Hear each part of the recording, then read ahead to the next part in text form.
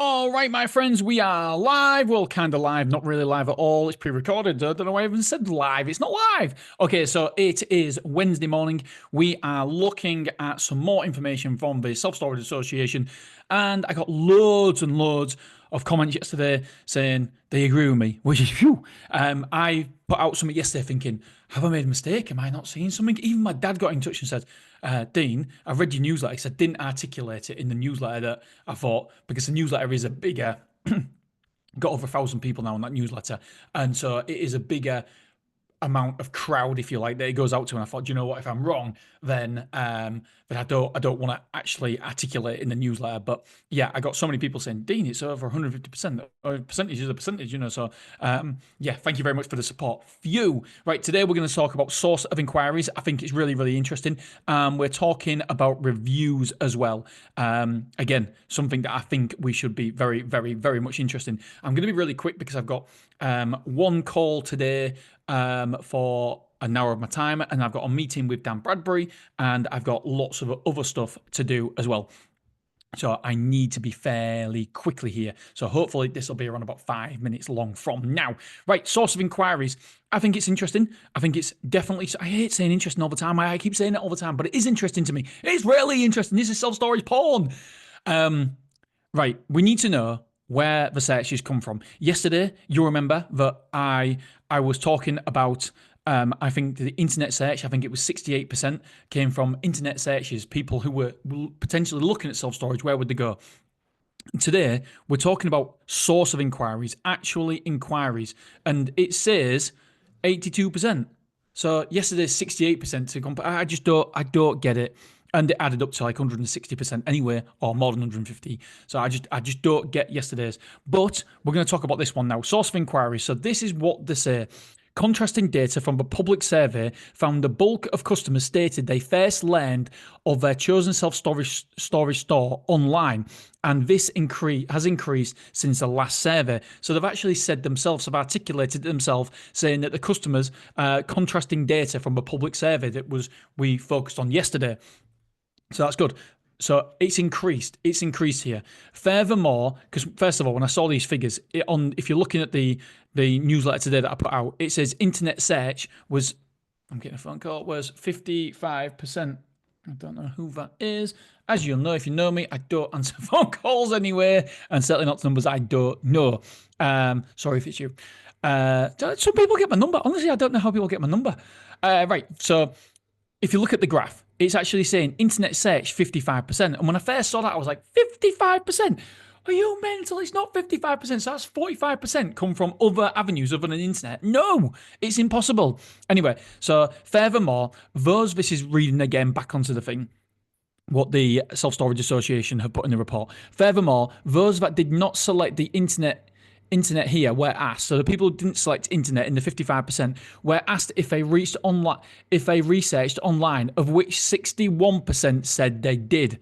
So we've got to remember that 61% said they did, that they searched online. So that means they've said 82% of customers are using online methods to find out more about their chosen self-storage.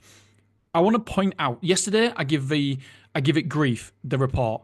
But here, I want to give it its cherries. Is it the right saying? Give it its cherries? Anyway, I want to give it its cherries because what they saw here, they saw the results and thought 55% internet search. How did you first learn of your self-storage store? 55%.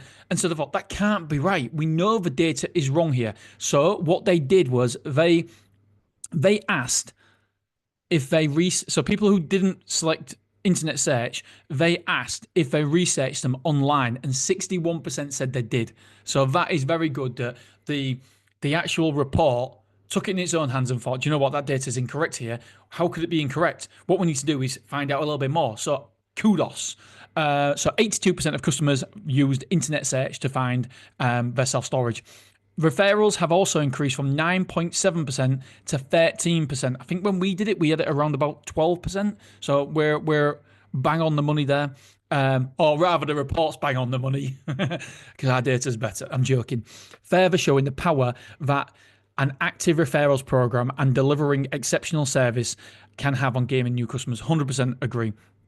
Right. Have I got any more notes other than what I've just said? My data, yeah, my data is a tad higher than 82%. We believe it's somewhere around about 88, 89% of people actually come online to get a booking. Um, I've asked my team to double check on that in 2025, but I'm sure that is the figure. So yeah, it's important to local knowledge of business is important to highlight again. Just shows a strong presence matters. Look, yeah, so 22% of people actually said they first found out about storage through there was aware of a store. So again, a strong local presence, whether you're in a prime location or you sponsor sporting teams or just help out football events and all that. We try to make sure. I'm obviously football's close to my heart anyway, so we make sure that football I sponsor every team that'll ask me. I think we're at 19, 20 teams now, which is mental. But that's one thing I am genuinely proud of because it's important to me. Right, onto reviews. And we're already over 6 minutes. Brilliant. An increasing number of customers are considering reviews before selecting their self-storage store, with Google reviews a clear platform of choice. The industry does not generally promote or encourage reviews. We do, as well as other industries. We do. We're so good. We're so good. Now, I think it's so important. It has lower volumes of reviews than other industries and less responses from owners. I agree. This could be due to the fact that many operators do not like to contact their customers while they are in store. Yeah, I actually can see why people don't want to do that because they're like, you've forgotten about us. I've forgotten they've got storage. I've forgotten about the direct debit. Happy days. So I get it. I don't know if that's correct or not, but I get it. I know Rennie did a speech about this previously on one of his webinars, and he said that you should be in constant contact. And you know what? I can see both arguments. I can see why people think, shit, we're not going to talk to them, pretend we're not here. And I can see why Rennie says, no, no, no, we need to speak to our customers to get reviews, to make sure we're giving the best possible service. So I can see both ways. I don't think there is a right and wrong. Or I certainly don't feel like the mindset of people are right or wrong doing whatever they want to do. Customers are often busy and stressed during moving. That is a fair point, yep. But contacting them some weeks later can increase the likelihood of a positive review. Yeah, I get it. So what I want to do is just highlight some data here. So on the actual graph, you can see that last year, 70% of people didn't look at reviews, and we're talking here now around about 55% of people don't look at reviews. So 30% of people in 2023, don't know why it's comparing 2023 to 2025. There's no 24 data. Don't know why. But in 2023, 30% of people looked at reviews, which I think is crazy. And here we've got around about well, not much more. Jeepers. If that's 60, 70, 80. Yeah, I think we've got about 35% of people not looking at reviews. I'm trying to work out the graph.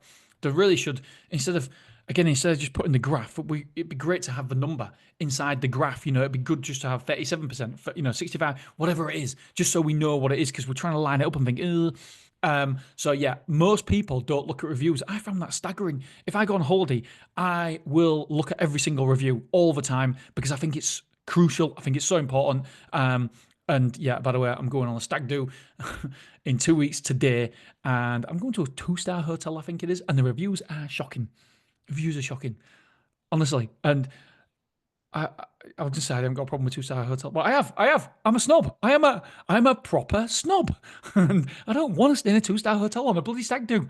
So, do you know what? Once I went to Blackpool, and this is when I was single a long time ago, and I thought I was staying in one of them hotels that's just £5 a night, £10 a night, and it was a communal bathroom on the floor, communal toilet. It was. I've been backpacking around Australia, and that was a lot nicer, a lot nicer. And don't get me wrong, there was some shitholes there. And in the end, you know what I did? This was on a stag do. I told everybody I pulled, and I went to the Hilton and booked a room in Hilton on my own. I just said, book me in there. And so, yeah, that was like 25 years ago. I just said, no, I didn't pull. Nope, nope, no, no, no. So it was just a night. I was like, this is bliss. And I came back in the morning, all the lads were like, way, Dino, Dino. I was like, stop it, guys. Just another night out on the tiles. And now I am really in Hilton, wrapped up on my own. Best night ever. Right. Okay, so Google reviews. I'm not surprised that Google reviews have the most. Most people look at Google reviews. Why? Because it's easy, accessible. It says FIFA on Trustpilot, very, very little there. But what you've got to do is people might not go out and search for your reviews, but if you put it on your homepage above the fold and let people know how many reviews you do, I think I was having a nosy at Blue Self Storage the other week. Hello, Blue Self Storage, and they do this very well. And they mentioned like how many reviews they've got in total, how many 5-star reviews. I think that is a great way to get social proof on your homepage above the fold. You need some sort of social proof, and the reviews are the way forward. Facebook, again, people don't look at it. Yes, people have put unsure of a review site name. Apart from Google, nobody really looks because you don't ever go into FIFA or go into Trustpilot and search reviews. It just doesn't happen, or very, very, very few people do. So, for my money, it is definitely, definitely best to, yes, focus on Google reviews, even though we've got FIFA because it's an independent site. But also put your Google reviews, put your FIFA reviews, put your Trustpilot reviews on your homepage above the fold because social proof really does matter. Right, that is it, my friends. I am off. I've got to go, so I'll speak to you later. Love you, appreciate you, and we'll speak to you tomorrow.